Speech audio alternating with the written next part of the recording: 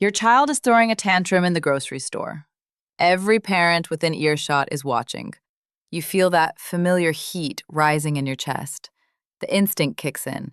You lean down, lower your voice to that controlled anger tone, and say, "If you don't stop right now, we're leaving. No toy, no treat, nothing." Your child complies. You think you just won. But here's what actually happened. You taught your child that obedience comes from fear, from threats, from the possibility of losing something they want. And tomorrow, you'll need a bigger threat to get the same result. Now watch what happens in Japan. A child starts fussing in a store. The mother doesn't threaten, she doesn't bribe, she doesn't even raise her voice. She simply kneels down, meets her child's eyes, and waits. Within seconds, the child calms. No scene, no power struggle, no exhausted parent dragging a screaming kid through the parking lot. How is this possible? Because Japanese parents discovered something about child development that most Western parents completely miss.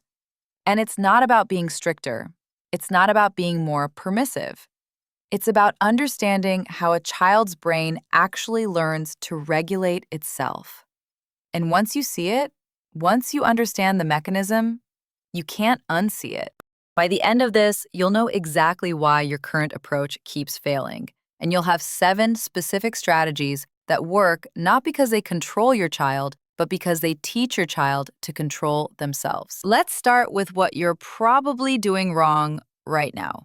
And I say this with zero judgment because I did it too. We all did. We were taught that obedience means compliance, that a good kid is one who listens the first time, who follows instructions without question, who does what they're told when they're told to do it. But here's what developmental research reveals. When obedience is built on external control, it evaporates the moment you're not watching. Think about it.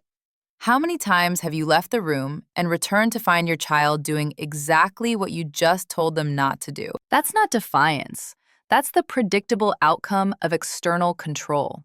You're the remote control for their behavior, and the second you put the remote down, the system shuts off. Japanese children walk to school alone at age 6. They clean their classrooms without supervision. They serve lunch to their peers. They resolve conflicts without adult intervention, not because someone is standing over them enforcing rules, but because they've internalized something we keep trying to force from the outside. And that's the foundation. That's what makes everything else possible. So here's the first strategy, and it's going to feel completely backward. Stop commanding, start connecting. Japanese parents rarely give direct commands. They don't bark instructions across the room. Instead, they get close. They make eye contact. They speak softly. And here's the neuroscience behind it. When you issue commands from a distance, especially in a sharp tone, your child's brain reads it as a threat. The amygdala activates. The prefrontal cortex, the part responsible for reasoning and self-control, essentially shuts down. But when you move closer, when you lower your voice, when you create a moment of connection before the instruction, you're signaling safety. The logical brain stays online. Your child can actually process what you're saying instead of just reacting to how you're saying it. Here's what this looks like in practice. Instead of yelling from the kitchen, "Put your shoes on, we're leaving in 5 minutes," you walk to where your child is. You crouch down, you make eye contact, and you say, "We're leaving soon. What do you need to do to get ready?" Notice the difference? You're not controlling them. You're inviting them to think. And when children think through the answer themselves, they're far more likely to follow through because it became their idea, not your command. The second strategy builds on the first. Give responsibility, not instructions. In Japan, 3-year-olds carry their own bags. 5-year-olds fold laundry. 7-year-olds prepare simple meals. And here's what most Western parents get wrong about this. These aren't chores. These aren't tasks assigned as punishment or earned through good behavior. These are contributions. The child is needed. The child is capable. The child matters. And when children feel genuinely needed, they rise to meet that expectation. Why? Because humans, even small ones, are wired for competence. We want to feel useful. We want to master skills. We want to contribute to something larger than ourselves. So instead of constantly managing your child, give them something to manage. Let your 4-year-old be responsible for setting the table, not because you need help, but because they need purpose. Let your 6-year-old pack their own lunch. Yes, they'll forget something. That's how they learn. And here's the critical piece that Japanese parents understand intuitively. Don't redo their work. Don't correct every mistake.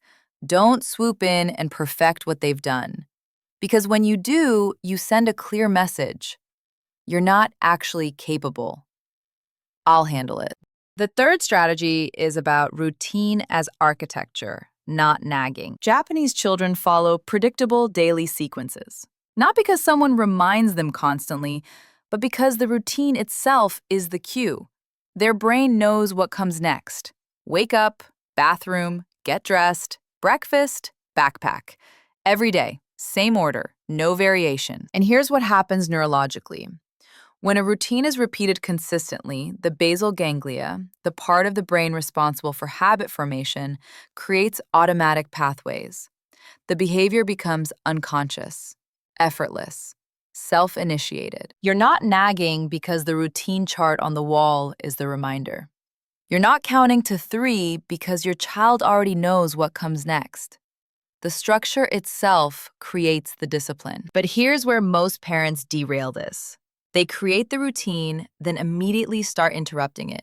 Hurry up! Don't forget! How many times do I have to tell you?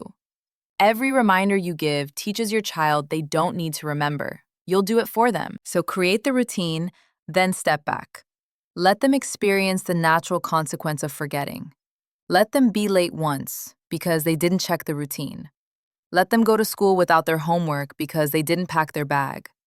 The routine teaches, not you. The fourth strategy is the one that makes everything else possible. Model the calm you want to see. In Japanese schools, teachers rarely raise their voices. They speak quietly, they move deliberately, they embody the calm they want children to mirror. And this isn't just cultural preference. This is neuroscience. Mirror neurons in your child's brain literally copy your emotional state. When you escalate, they escalate. When you stay calm, they borrow your calm. Regulation is contagious. Your nervous system teaches their nervous system how to respond. But here's what we do instead. Our child acts out, and we match their intensity. They yell, we yell louder. They lose control, we lose control. And then we wonder why they can't regulate themselves. You can't yell a child into calmness. You can't threaten them into self-control. You have to show them what regulation looks like by staying regulated yourself, especially when they're not. This is the hardest strategy because it requires you to do the opposite of what your instincts scream at you to do. When your child is melting down, every fiber of your being wants to fix it fast. Stop the noise, control the situation. But that's when you need to slow down, drop your shoulders, breathe, and become the steady ground beneath their feet. The fifth strategy is about natural consequences over artificial punishment. Japanese parents rarely use timeouts. They don't take away privileges. They don't implement elaborate consequence charts. Instead, they allow reality to be the teacher. If a child refuses to wear a jacket, they feel cold. If a child breaks a toy by being rough, they don't have that toy anymore. The parent stays calm, acknowledges the disappointment, and lets the lesson land. Why does this work? Because children connect their choices directly to outcomes, without the emotional drama of punishment. They're not resentful toward you. They're learning from reality. And that builds genuine self-discipline, not just compliance based on fear. The sixth strategy shifts how you phrase everything. Replace commands with ownership questions. Instead of clean your room, try your space needs care. What's your plan? Instead of put your shoes on, try What do you need before we leave? This isn't about being soft. This is about activating your child's prefrontal cortex, making them the agent of their own behavior. When you give a command, their brain goes into reactive mode, comply or resist. When you ask an ownership question, they have to think. And when they make the decision themselves, they actually follow through because it's theirs. Watch what happens. A child leaves their backpack in the car. The typical response, go get your backpack. The ownership approach, what do you need for school today? The child pauses, thinks, realizes, my backpack, and they go get it. No argument, no resistance. No reminder needed tomorrow because their brain encoded that pattern. The seventh strategy is perhaps the most powerful. Teach emotional awareness, not emotional suppression. Japanese parents don't tell children to stop crying or calm down. They acknowledge the feeling while setting boundaries around behavior. You're really angry right now. That's okay. But we don't hit when we're angry. Let's find another way. This teaches children that emotions are valid, but actions have limits. And that's emotional intelligence. The foundation of every form of self-regulation that actually matters. When children learn to name their emotions, when they understand that feelings pass, when they know they can be angry without acting on that anger, they develop an internal compass.